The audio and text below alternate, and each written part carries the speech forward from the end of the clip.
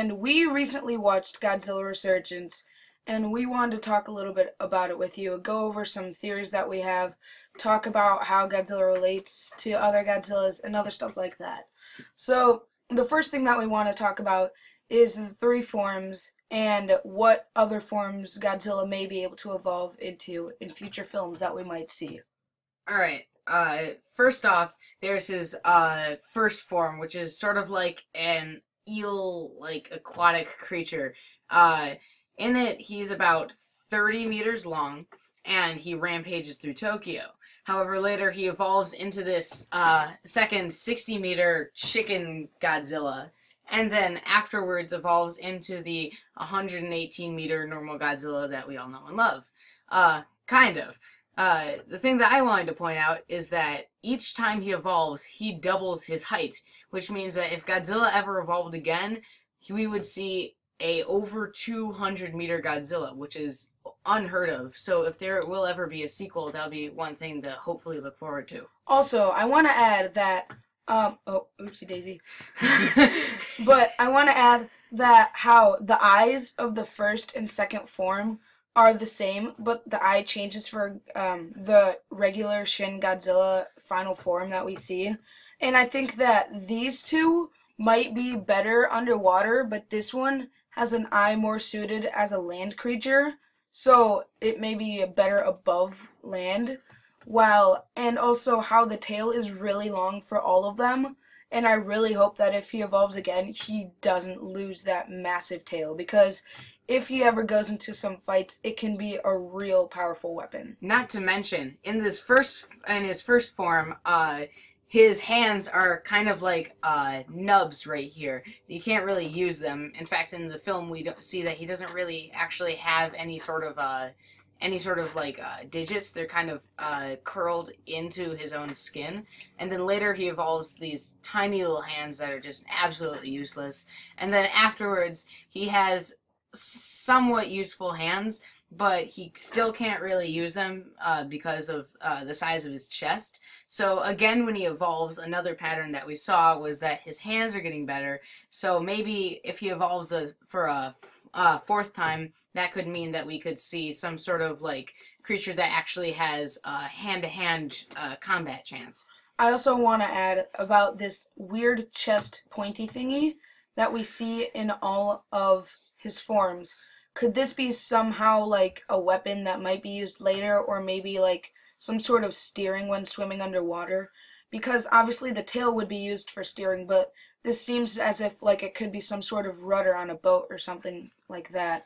And you see how it decreases more as he turns into land Godzilla. It could also be a layer of armor too, like an extra layer of armor on his more armored chest. I don't know. Now we want to talk about how all the Godzillas compare. So, this Godzilla is the tallest that Godzilla has ever been. He started out as 50 meters and then advanced into his 80-meter form in 1984. And then again into a 100-meter form past 1991. He shrunk again into a 55 and 60-meter form during the Millennium series, but then regrew to his 100-meter status during the Final Wars film, and then grew 108 meters in Legendary Godzilla, which is pretty impressive. But this newest Godzilla is the tallest we've ever seen, which is really intimidating. Zilla's garbage. I don't know why he's on the screen.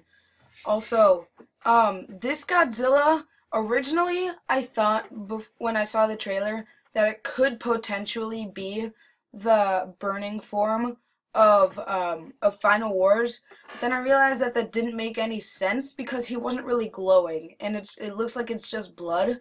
And we see how none of the other Godzillas here have this design.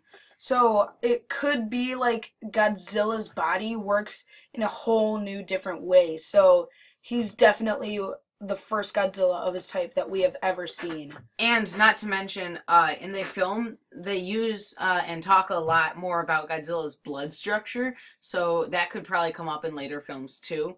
And it seems like the more he evolves through his forms, the less and less reddish and kind of thin-skinned he seems to get, and the more armor plating he has. So I think he's starting to not really rely on that blood weakness that he might have. So, yeah. Freezing. Yeah, so the third thing that we want to talk is comparing how they take on Godzilla in the movie. In the movie, they use this kind of like a blood coagulant to freeze him and like to turn his blood into ice.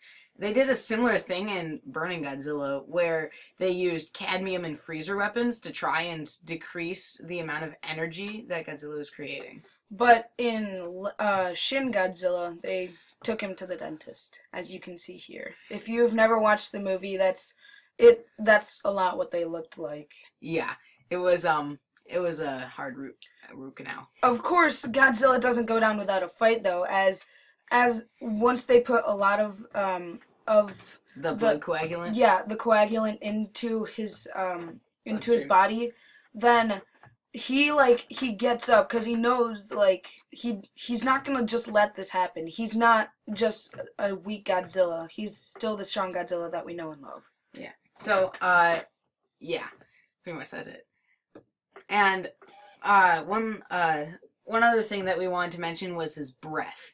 So in this, Godzilla had a very strange kind of breath. First of all, it started out as kind of like a smoke kind of thing. Steam-ish. Yeah, it was like, it looked like it was blowing things down, so I think it does have some sort of pressure to it, but it's like a smoke. I think if he ever does fight a monster, that could be a really effective smoke screen in order to confuse him or something. And then, perhaps it could be like in the way like how Rodan could use it as like push them away when they're charging or like getting too close. And then after that, he switches to a fire breath, it appears, which is the first time we have ever seen Godzilla use actual fire, because in the real Godzilla movies. Yeah. Yeah.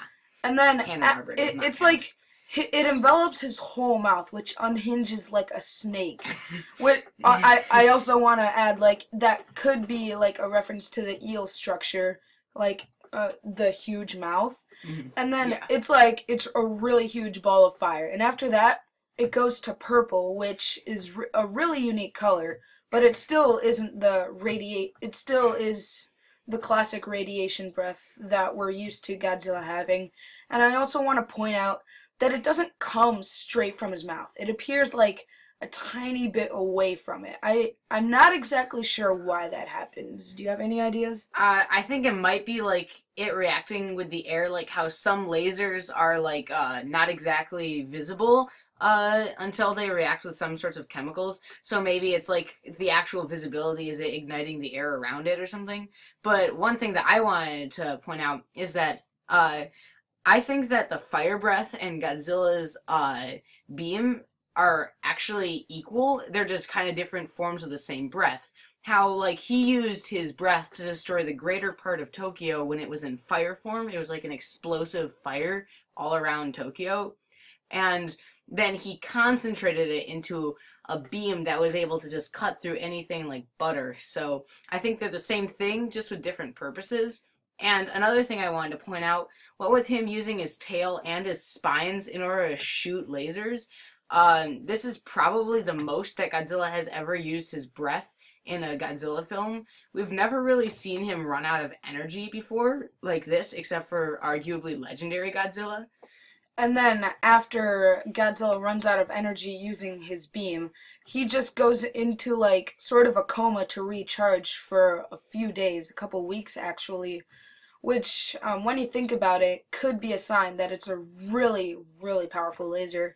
And we can also like see that it is, but since it needs that long of a time to recharge, like, yeah, it's got to be really strong. Also, that makes a lot of sense that the fire could just be condensed into a like beam, because it goes a lot thinner and it's much stronger when cutting through buildings. Yeah. And one other thing, we have seen that sort of kind of destroy most of Tokyo thing from a beam, such as when Burning Godzilla used his final, like, infinite spiral ray, I think it's called. It was said to be able to destroy Tokyo with just the heat. But remember that that was a concentrated beam, and this is Burning Godzilla. So I don't think that this is the strongest beam that Godzilla's ever used by any means, but it's probably pretty high up there. Yeah. So, last thing to talk about is the military and how they handle Godzilla. So one really sad moment in the movie, well, sad for fans anyways, was when Godzilla gets hit with, I believe, 3 massive ordnance air blasts, which is the second strongest non-nuclear military weapon in existence. bunker busters. Yes. Although they're not made for extremely hard penetration, they are made to burrow pretty deep into the earth and explode with 11 tons of TNT force, which is kind of a lot in military terms, but considering what we've expected from Godzilla, what with taking, like, nuclear-sized weapons, it's kind of the first time that we've ever seen Godzilla be hurt by conventional weaponry. In case you've never seen the movie, which a lot of you might have not, it never shows in the trailer them using these. So, it basically what happens is when they drop it on Godzilla's back, like, tons and tons of blood is splurted out on contact. Yeah.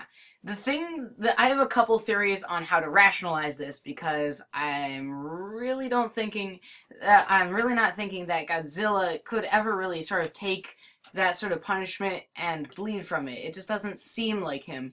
So first of all, in a comic, they in which someone climbs Godzilla's back and he collects some of the samples from his spines, which I think they're technically called scutes.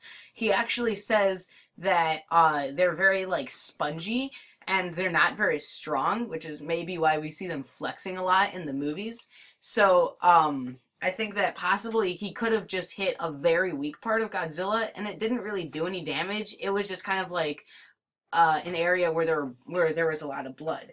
And I have a couple other theories, such as when they describe his blood as being, like, used to cool down his system, because the massive ordnance air blast is so hot, it's possible that it could have just generated a lot of heat, and like the gills spurting blood in the first form, they could have just released blood in order to cool himself down.